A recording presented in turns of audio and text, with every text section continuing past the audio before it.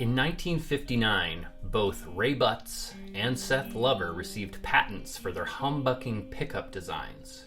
But who invented it? Let's start with the very basics. What is a pickup?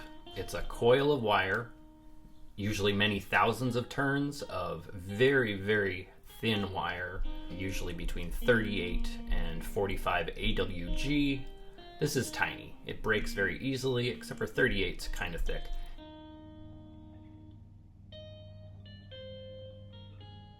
Anyway, that creates a resistance, which, coupled with a magnet, picks up the vibrations of the strings, and they create a voltage, and this allows sound to be amplified by an amplifier.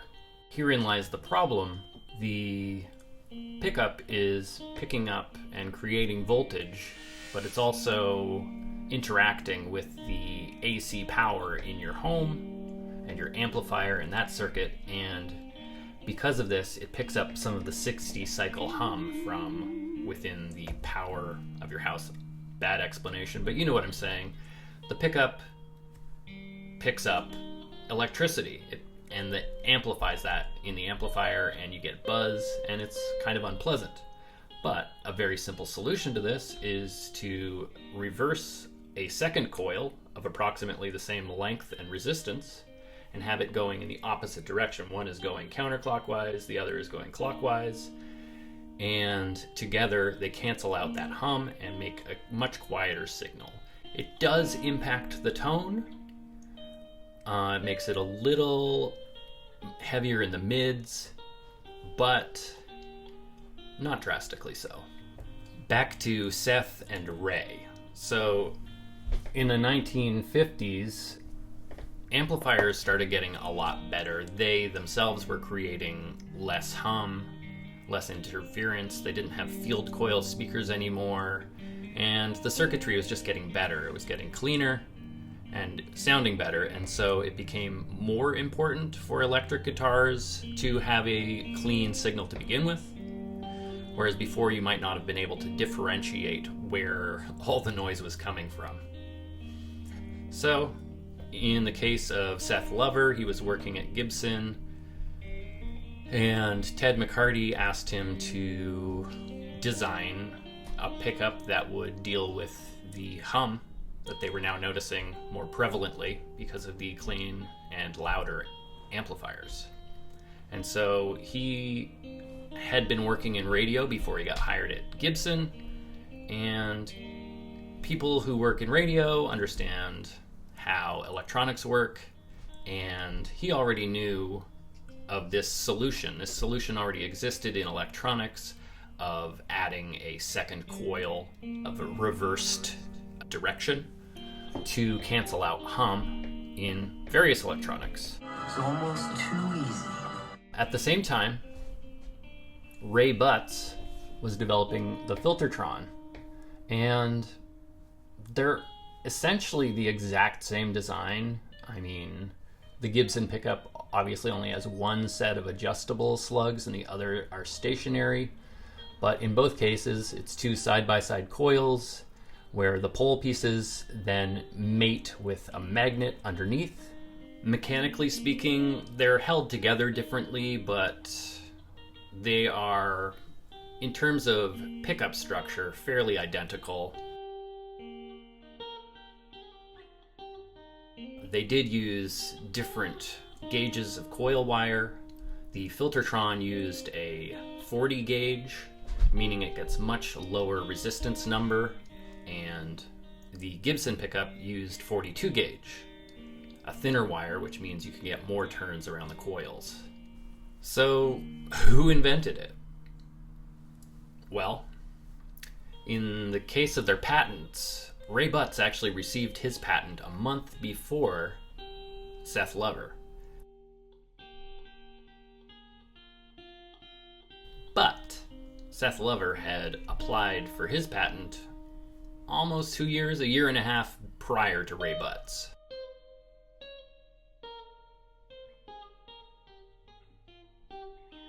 I was reading an interview with Ray Butts, and he says that he got a cease and desist letter from Gibson, But then when they filed their patents, he had better proof of conception. He could prove that he had conceived of the idea prior to when Seth Lover had. In that same Ray Butts interview, he says that he thinks him and Seth Lover came up with the idea simultaneously. Sure, why not? But in Seth Lover's interview, he says there were several people who had designed humbucking pickups, and that's why I had a hell of a time getting a patent. I finally got a patent with one claim. Claimed I built a humbucking pickup. I'd be remiss if I didn't also say that in this interview with Seth Lover, he did infer that perhaps someone had given Ray Butts insider information. Now, this isn't actually a PAF, this is just an Ibanez pickup that looks kind of like one. Real PAFs are ridiculously expensive. Here are some prices on Reverb.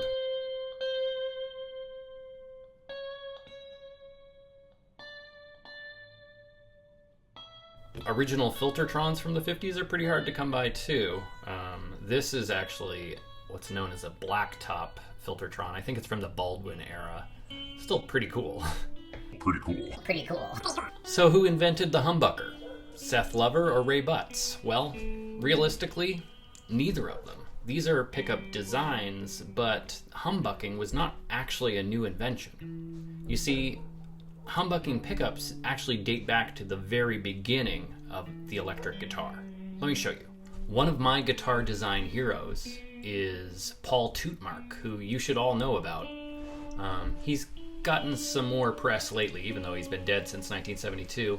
There was some press regarding his bull fiddle, which was an electric bass guitar, fretted, small, that he invented in 1935. But prior to this, he had been experimenting with a variety of instruments and electrifying them, zithers, Spanish guitar, etc. Another large brand taking over the credit for something interjection. Fender is largely credited and would accept the credit for inventing the electric bass guitar in 1951 when Leo Fender put out the Precision bass. Well, they definitely played a part in popularizing the electric bass once the world was ready for it. Clearly, Paul Tutmarc invented it 15 years prior. So his design, and I'll show you, was a horseshoe magnet coupled with a pair of coils, one on each side of the horseshoe magnet, so they each had different polarity. Some of Tutmarc's inventions are said to have been publicity stunts to attract people to his school, where he would teach Hawaiian guitar, which was the trend at the time, and he would perform on the radio with his electric instruments. And one gentleman, Mr. Harvey Hansen, was so intrigued by Paul's demonstration on the radio that he actually joined the same church as Paul Tutmarc, where he would also play the instruments, and got to know him. And he was really intrigued, and as a lamp maker, had some electric experience, although there's nothing really more rudimentary than a lamp. He wanted to expand his lamp business to include electric instruments, so he actually bought one of Paul Tutmarc's lap steels and completely copied his design. Now here we've got this copied design, and yes, indeed, Tutmarc's design was equally as crude. Obviously the routing is extremely crude too, but so is Tutmarc's. It wasn't really meant to be seen, so it's two coils. There's no reason they couldn't be wired in series in a humbucking fashion, and if you only had two ways of wiring something and one way produced a much better audio output, wouldn't you choose that way? So it's almost safe to assume that Tutmarc's pickups, and by virtue of them being copies, Harvey Hansen's pickups, are indeed humbuckers. Now, at that same time, in the mid-30s, this was the design Gibson had come up with. Very heavy, very bulky, more than 2 pounds, with these two magnets that are both facing the same direction. That means both of their polarity is identical, and they go to one blade and one coil. And here's an example of one of Gretsch's pickups from the 30s. In 1939, it appears Gretsch commissioned Kay to create an electric guitar for them, as shown here. It does have a very cool, unique headstock, but I believe this pickup was also on Oahu branded guitars made by Kay.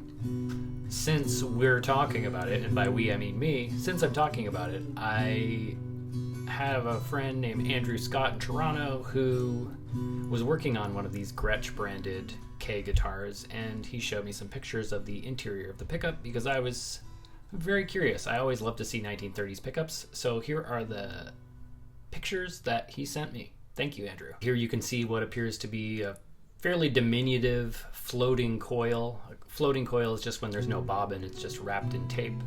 And it is around these giant slugs, and to each side of the slugs appears to be a large rectangular magnet, and somehow the slugs pass through a metal plate and get, obviously the magnetic attraction transfers to the slugs.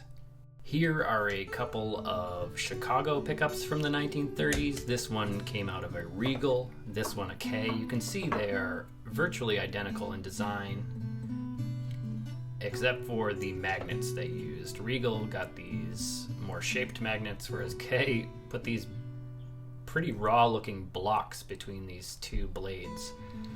The two blades could have been used to make a humbucker, but perhaps they realized in their cheapness that with just one coil, they also worked. Here we have a 1930s Supro. I don't know if this is after they moved to Chicago or while they were still in LA, but these were being made by the National Dobro Corp. Let's see what they were up to.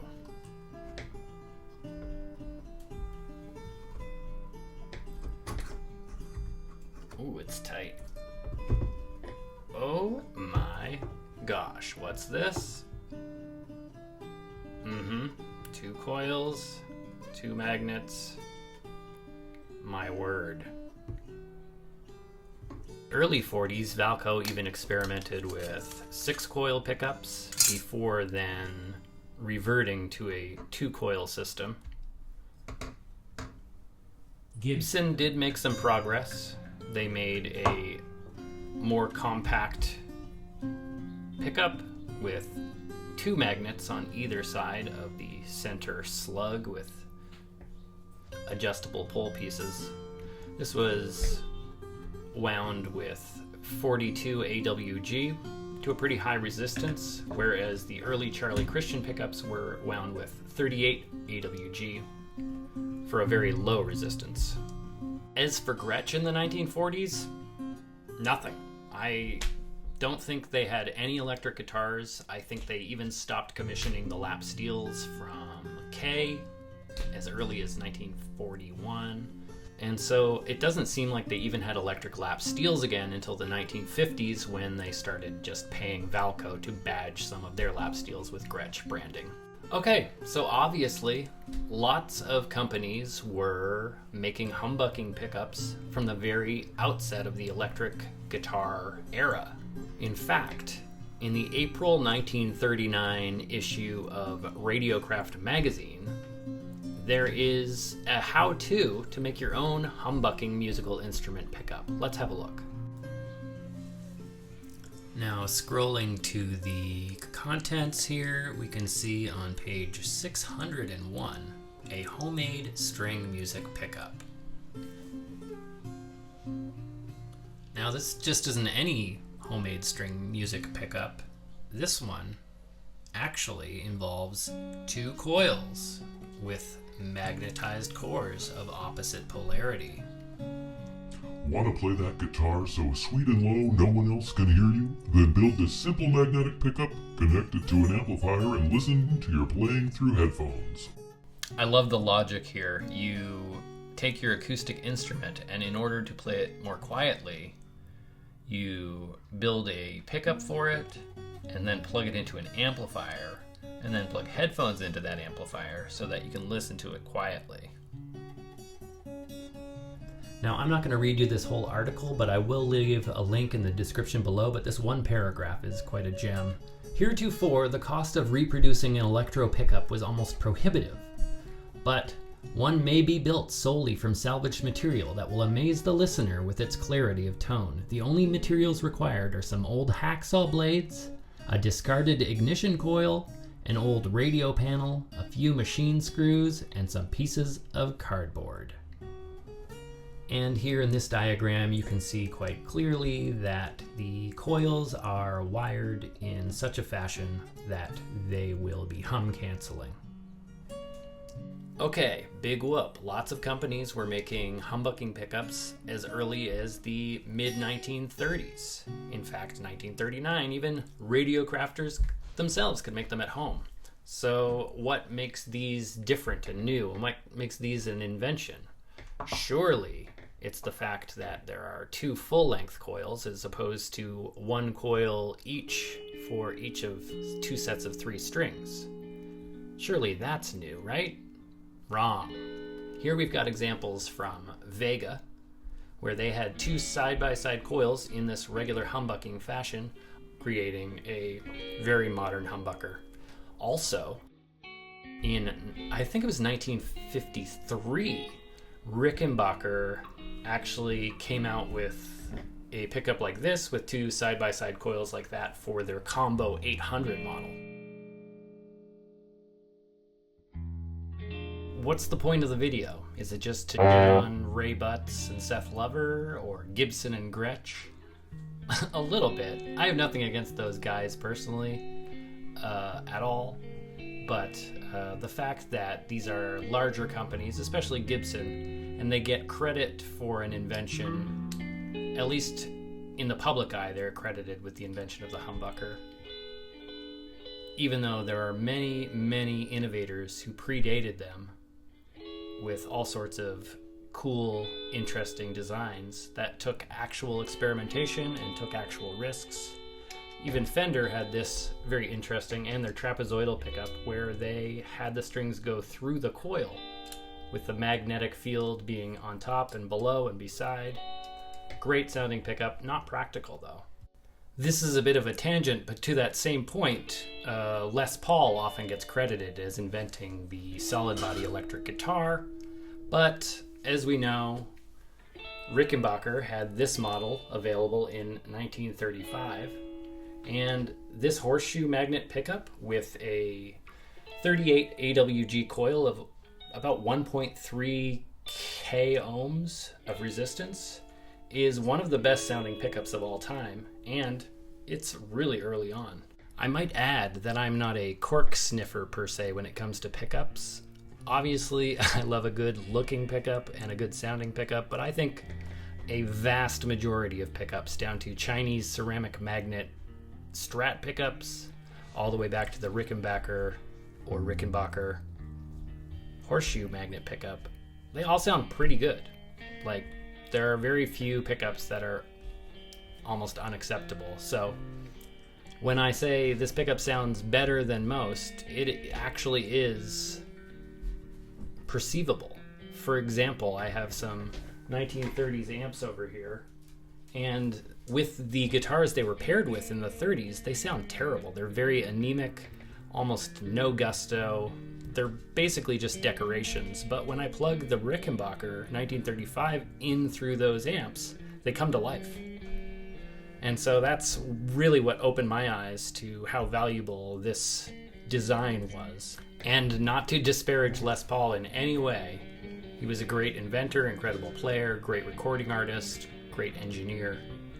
But this is what he was working on 5 to 6 years later, after the Rickenbacker Electro-Spanish had already been released. Okay, talk is cheap, so let's hear them. I'm going to actually pick this 1930s amp up here because I have the matching lap steel for it, and we can use that as a bass for what it sort of might have sounded like when it was new. It's hard to say. When things are this old, they probably don't sound like they used to. The magnets aren't charged the same. Many of the capacitors have been changed, etc.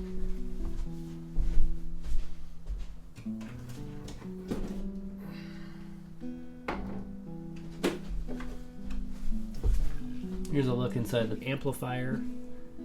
Field coil speaker you can see there, and you know, you can see some other stuff too. Okay, I'm pleased to report that the amplifier is at top volume right now with nothing plugged in. The microphones are right here. I will point them slightly more towards the speaker, and I will plug in our first contestant, which will be the Rex branded K-lap steel that came with this amp.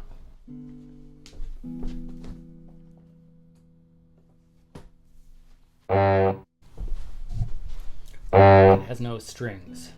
This will give me an opportunity to show it to you. It has the ubiquitous 1930s Chicago pickup, K, Regal, etc. I surmise these may have been made by the Sound Projects company, the company that came out with Electrolab. I have an early Electrolab pickup, and it has the same bobbin that you see on these Chicago pickups. And they claim in their paperwork that they made this, and it's their design. So if they designed that identical bobbin and coil with the same resistance reading, it stands to be logical that K and Regal both purchased their pickups from that company. I welcome you to observe the original packaging for that pickup, Electrolab Chicago. Within, I've got the instruction sheet for how to install it in your guitar.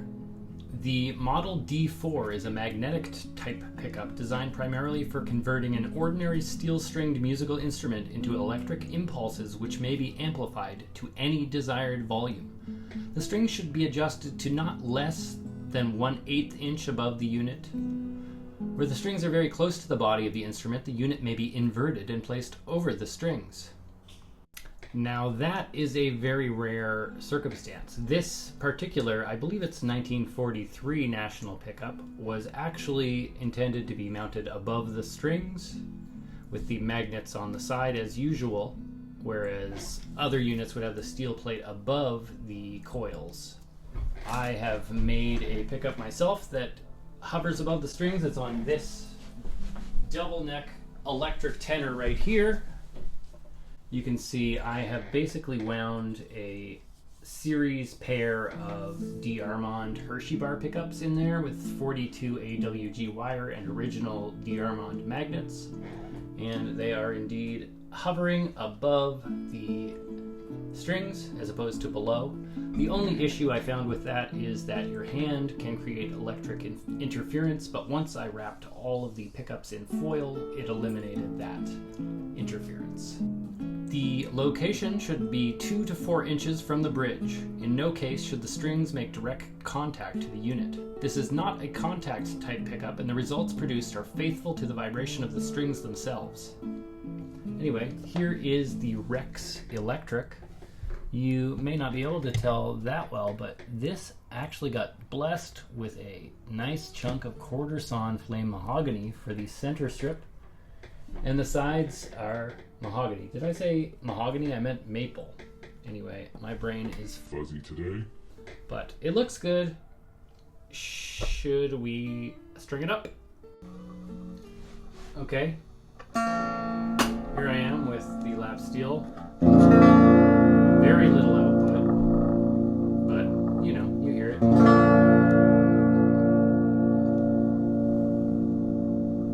Actually, if I put it down here, there's a lot more buzz, but it's on my lap. It's a lap steel. Let's hear how it sounds with a pick and a slide.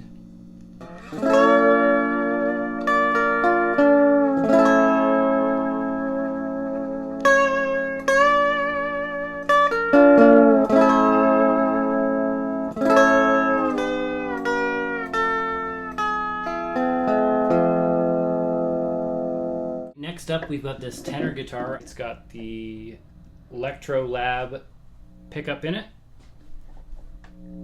It's anytime I go near the amp, we're getting the feedback, so I'll just back up here and you'll hear.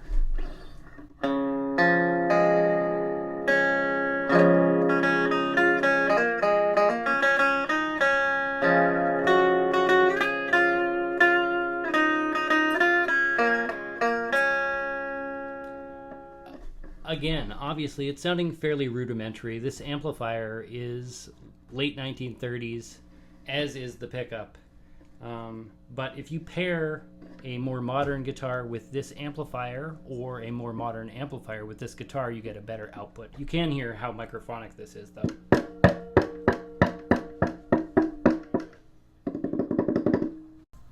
Okay, now let's try out this circa 1938 Supro with its humbucking pickup. Much better output.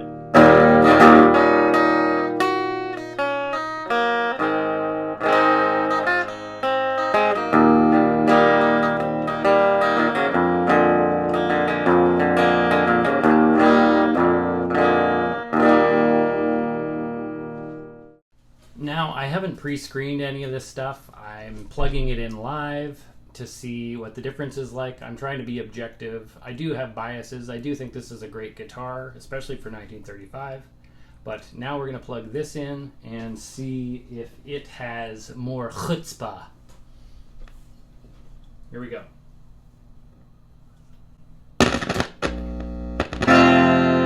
Holy shit.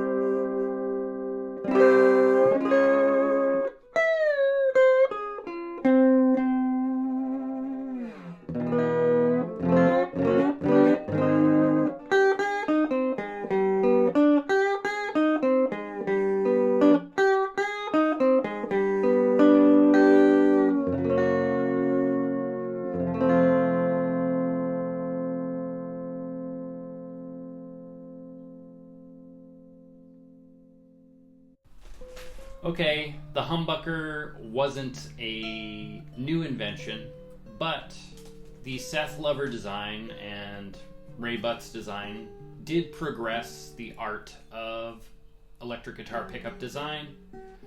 I would say they're very different tonalities. Ray Butts collaborated with Chet Atkins on the development of his pickups, and they were very low output, like low resistance, I should say, not necessarily low output, but that is the reputation they have as well. Chet Atkins wanted more of a lo-fi sound, to be honest, and he got it. As for Seth Lover, it is a more modern sound, and it provides more tone, more volume. Here is a guitar equipped with, Seth Lover style humbuckers. Not really comparable, but same amplifier, and let's hear it. It drives it.